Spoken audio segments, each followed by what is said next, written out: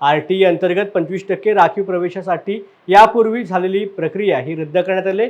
त्यामुळे आता परत जुन्याच पद्धतीने प्रवेश प्रक्रिया राबवण्यासंदर्भात जिल्हा परिषद प्राथमिक शिक्षण विभागाला निर्देश प्राप्त झाले।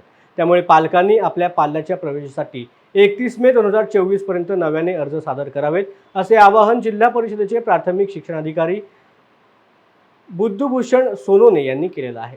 यापूर्वी त्यांनी अर्ज भरले आहेत ते रद्द करण्यात आले। त्यामुळे 17 मे पासून 31 मे पर्यंत नव्याने भरण्यात आलेल्या अर्जांचा विचार केला जाईल, असं देखील त्यांनी सांगितलं आहे। ओके, नमस्कार सर्वांना।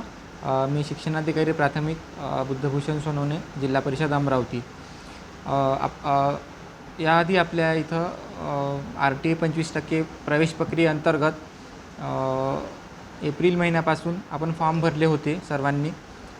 त्यामध्ये नवीन पद्धतीनुसार फॉर्म भरण्यासंदर्भात आपल्याला वरिष्ठ स्तरावरील निर्देश होते, परंतु उच्च न्यायालयाने दिलेल्या स्थगितीमुळे आताचे हे 25% प्रक्रियेअंतर्गत जे फॉर्म आहेत तर ते आपल्या सर्व पालकांना जे आधी फॉर्म भरले होते तर ते पूर्ण रद्द झालेले आहेत।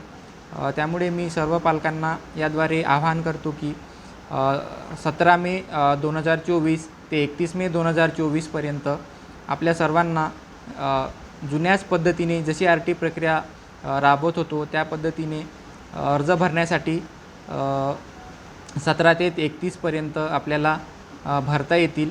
आणि सर्वांनी जुने जरी अर्ज भरलेले असतील तरी ते अर्ज रद्द समजण्यात येत असल्यामुळे सर्वांनी नवीन पद्धतीने म्हणजे नवीन अर्ज सर्वांनी भरण्यात यावे, याद्वारे मी असे आवाहन करतो।